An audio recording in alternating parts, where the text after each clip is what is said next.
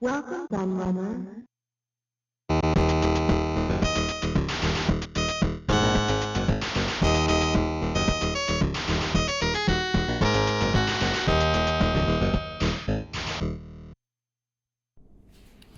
Hello everybody, Kieran aka The Laird here, and this week I've got a very special hardware review for you indeed. Something incredibly cool, as you can see, because it is an Atari Portfolio. And those of you who follow my feed on YouTube, my social feed, will remember me posting a picture of this because it was indeed a Christmas present from my wife.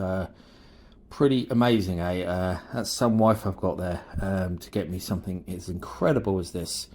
For a present, it's something that I've wanted for a very long time, and she remembered that. In fact, I've wanted it ever since I was 14 years old, and I saw it being used in my favourite film of all time, Terminator 2, in the cinemas, hence those next to it, which I'll go into in a moment. Of course, the famous scene where John Connor is using a portfolio to hack the ATM so he can get some money. But before I go into all the stuff I've got here, the computer itself and what came with it, I did just want to go through a little bit of history about the portfolio because I think it is important for this video to explain. So the computer itself, it was the very first IBM compatible Palmtop PC, first one in the world. It wasn't actually developed by Atari. It was developed here in the UK by a company called DIP Research in Guildford, Surrey. And the eagle-eyed amongst you may have already noticed that some of the stuff I've got is badged DIP Pocket PC, and that obviously signifies that this portfolio that I have here is one of the earliest models, because apparently a lot of the really early models shipped with these cases, these DIP cases, and a lot of the stuff was DIP branded, like this expansion unit here, which I will talk about in due course. And some of the cards I've got here, like this card that needs to go into it here, is a DIP branded card, and the case there for this is DIP branded as well. So there we go. A lot of the stuff here is DIP branded, as you can see. So they then sold the design to Atari in 1989. Atari originally renamed it the PC Folio before deciding to go with Portfolio, as we can see here on the computer, and that was the final name for it. So, what else is there to say about its history? There's one of the important things I think actually to point out is that three people who founded DIP were called David, Ian and Peter, although they insisted that DIP actually stood for Distributed Information Processing. Obviously that was not completely true, because clearly that was their initials. And they had previously worked for Psion, and I think anyone who knows about computing, especially these type of Palmtop devices, will know that Psion were the innovators of such Palmtop devices, although they hadn't created one that was PC compatible, and these guys left Psion to do just that, create one that was PC compatible. And that's how we ended up with the Atari Portfolio. So yeah, there's a lot more to it than that, obviously, but I don't want to go too much into the history here. I just wanted to give a kind of brief overview. So it has a full keyboard and everything, and we will have a look at the unit very shortly. Okay, so now we've done that brief little bit of history. I want to have a look at all the stuff I've got here before we look at the portfolio itself. So as part of the present that she got me, that was the portfolio, that she also got me some Terminator 2 and Terminator comics. I've got a whole pile of them to go with it, comic books. So all a related present. Very cool, as you can see. I've got loads of these. Excellent. and these two. This is like a Terminator 2 magazine from the time, so it has like interviews and pictures from the film and competitions and posters and stuff like that in it. Really, really cool. Look at that. Awesome stuff on the back there that you can collect. I might have a look at them in a separate video. So if you would actually like to see me look at the Terminator comics and magazines in a separate video, then I'll be happy to. And obviously that's a Marvel comic based on Terminator 2. That's the only Terminator 2 comic I have. All the others are just Terminator. But still very cool indeed. This is the case, obviously, at the back here. So, I'll just show you it. There's not much to it really. It's just kind of, it has a folder for your documents, and the rest is just kind of open. There's no, I wonder if it did have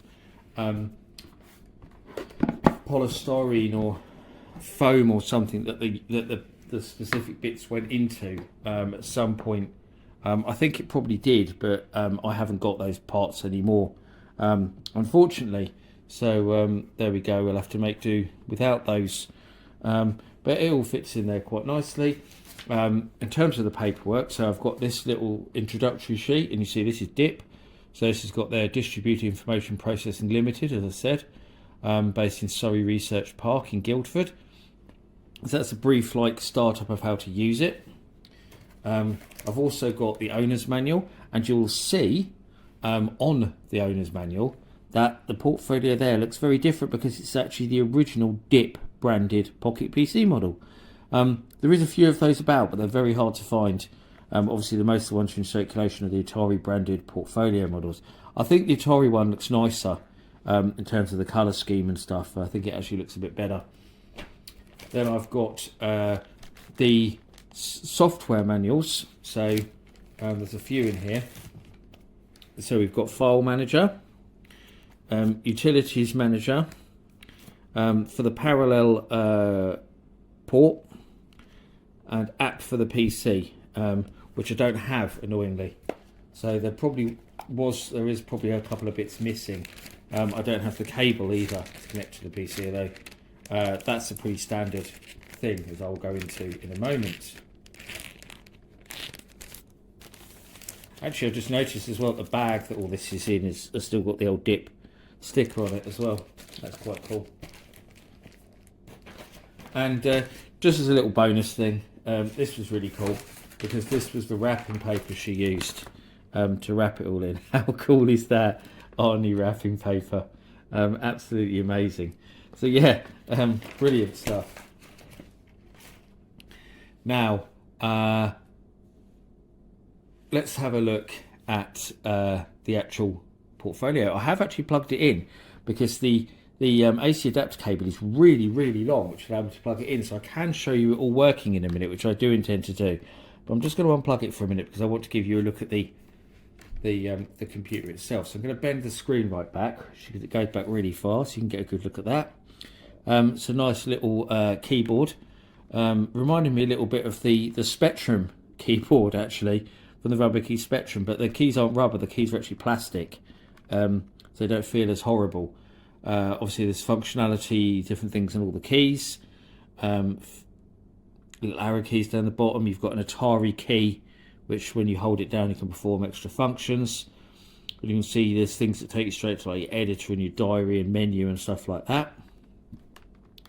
So a nice Atari logo and a speaker up there on the top as well. And it says it's a 16-bit personal computer. So there we go. I can't remember what the specs are actually. I've probably got them here somewhere.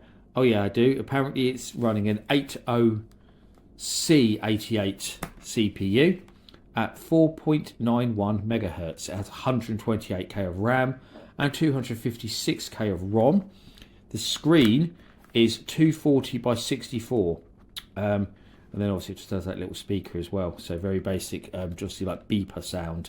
Hasn't got a proper sound card or anything like that. We'll close it so you can see it closed. Looks a lovely little thing, doesn't it? Really, really small. And you'll see that although my unit is obviously branded Atari with the Portfolio label and everything, the sticker on the bottom still says it's a DIP Pocket PC. So I'm guessing that a lot of the original models were literally dip models that Atari just rebranded and didn't bother changing the stickers on the bottom in typical Atari skinflint style, really. And actually, that has still got the plastic over it, that sticker on the back, as you might be able to see. And yeah, there's a couple of little bits to open stuff. So the power is on that side, and there's nothing on that side at all. We have a little door there, which, as you can see, you can put batteries in. So you can power it off batteries or mains. So there we go. So that's 3 AA batteries it takes, if you're wondering, which is a strange amount, I know, 3. But yep.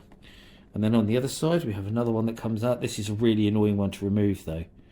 You have to push it, which I can't really do with one hand.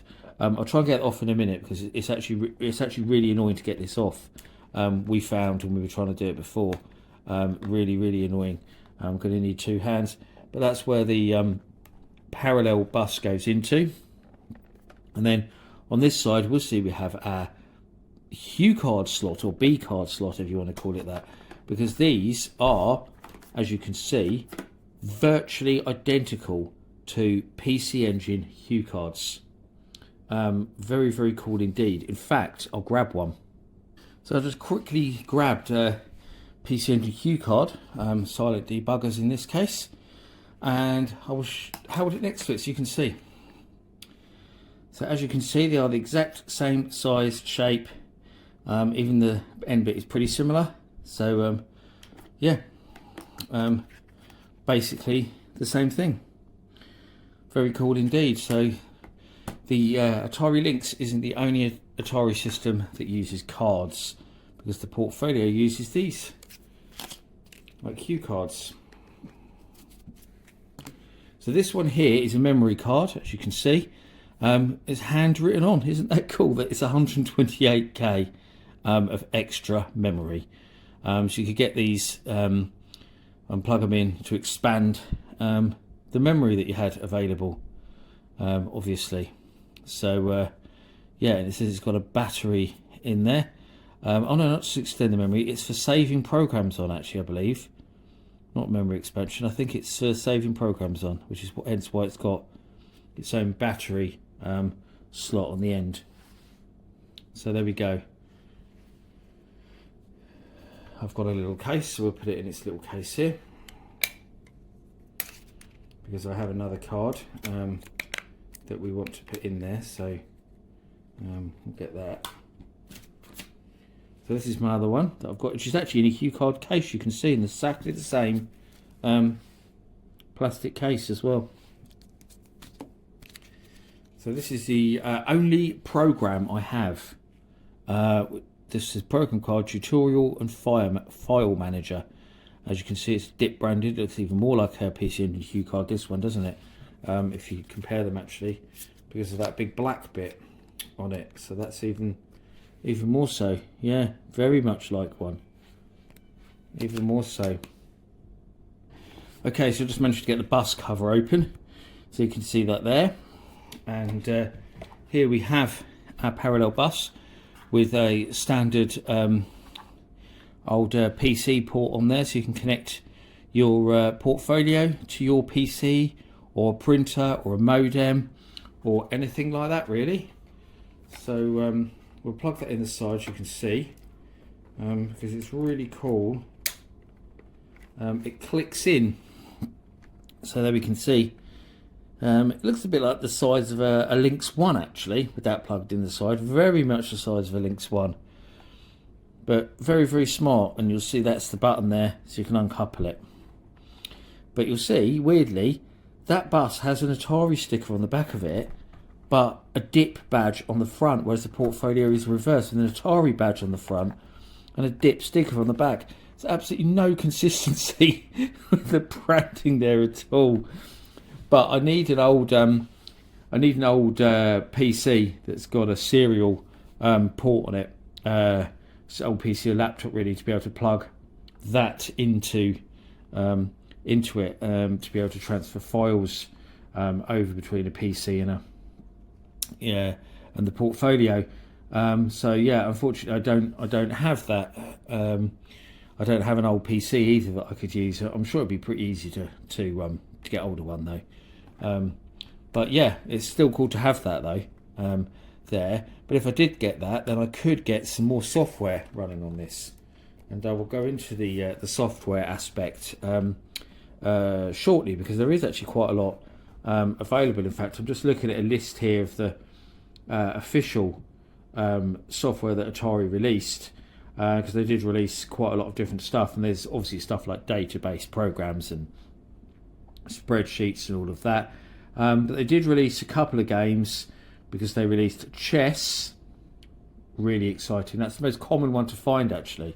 I did see one of those on eBay when I was looking around, but they wanted a lot of money for it, so I passed.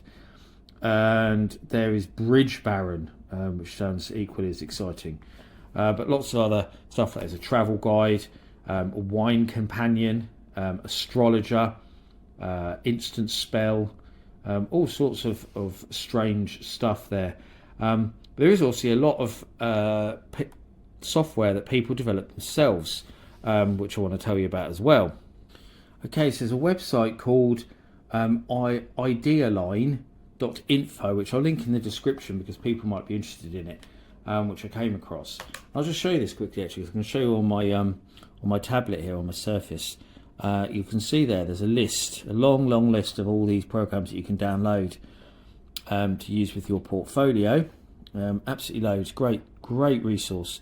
And you'll see there that amongst them is all sorts of really cool games. Like there's Flight Simulator, there's Boulder Dash, Tic-Tac-Toe, Hangman, Towers of Hanoi, there's Pac-Man in there, there's Mastermind, there's Mini Golf, Minesweeper, Othello, Poker, Galaxians, Star Glider, wow, Star Trek, Tetris, Tron Light Cycles, Hunt the Wumpus. So yeah, all sorts of various text adventures, all sorts of really cool software you can download. And actually, I found a few videos that showed some of the games. I think LGR was one of the ones that's covered the portfolio that had some really cool games on his video, showing them some playing actually. And the graphics are surprisingly good on those games. I'll maybe stick a couple of screenshots up in the top right hand corner or something so you can see. But let's get this portfolio all plugged in and up so I can show you it working, because I'm sure you all want to see that. Okay, so we're up and running. I'm hoping you can see the screen all right. There's quite a lot of reflection because it's quite a sunny day. So there's a copyright and it's going through the different things. So we can choose language. We can have English, French or German. So obviously I want E for English. Welcome to the DIP Pocket PC. So you see it doesn't even say Atari on there. So that shows I've probably got the earliest version of the ROM. There's absolutely loads of ROM revisions for this. Loads. I couldn't believe how many there was actually. So they did keep revising the ROM and operating system on this. So do I want to run the tutorial? So I can go yes. And there we go. Which tutorial do you want to run? So system intro. So I can press using the first letter. So let's go system intro. So when you first switch on the Pocket PC, the screen will display the DIP operating system version, IEG 1.03, followed by the command line prompt. Press the key. So that basically just tells you how to use it, really. The Atari key accesses various specific functions, such as contrast control. Okay, so all sorts of stuff there. It says you can set up your own config and .bats files, which I don't want to do any of that stuff. I just want to go back to the main menu there really. So diary was probably one of the most interesting things on here. I have gone through them all and had a look. So strike a key. So you can set appointments and create your own diaries. As it says here, it's a demonstration lasts 2 minutes. There we go, yes. Very, very exciting. So there we go.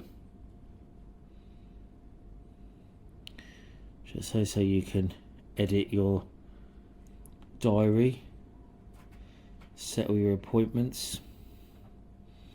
Obviously you can save that, and then you can transfer that between your PC and the Portfolio and back using the special PC software as well, which I don't have, so I would need to get that from somewhere as well. But it's probably actually on that site I was just showing you on my laptop. You can probably download it from there, wouldn't surprise me. But then I don't have a PC that I can connect up to my Portfolio at the moment. I think I'll probably need to do is get an old laptop of some description. I could probably get one really cheap actually, to be able to do that. So that's going through all of that, showing I've got a breakfast meeting with MD. So that shows how all of that works basically. Set a wake up alarm. So there's all sorts of things. I won't go through everything on there because that would be quite boring, to be honest. It shows here drop down menus. It shows how all of that stuff works. And you can see me too much in the camera because I'm trying to look down to read what's on the screen. But I thought you might be interested to see all of that anyway. But that's pretty much it really. There's not a lot else to tell you about the Portfolio. It's obviously something I'm not going to use very much because you know, I haven't really got much software I can use with it. It's not really a practical thing in the using the modern day. I've got a Microsoft Surface laptop, which is just amazing. I love that thing. So you know, I'm not really going to use this for the intended functions. I would quite like to get some games running on it just to see what they're like, out of interest more than anything else. But really, this is just an item that I've bought for my collection. So it's not something I'm going to say, oh, you must go and get a Portfolio because it's so cool. It's so cool because it was in Terminator 2, and it's so cool because it was the first Palmtop PC. So it's an important part of history. And it is just such an amazing thing to have as part of my collection. But that's it really. There's nothing else to tell you. I hope you enjoyed my look at the Atari Portfolio Pocket PC. I've been the Lad. I thank you for watching, and I'll see you all again for another video very soon. Bye bye.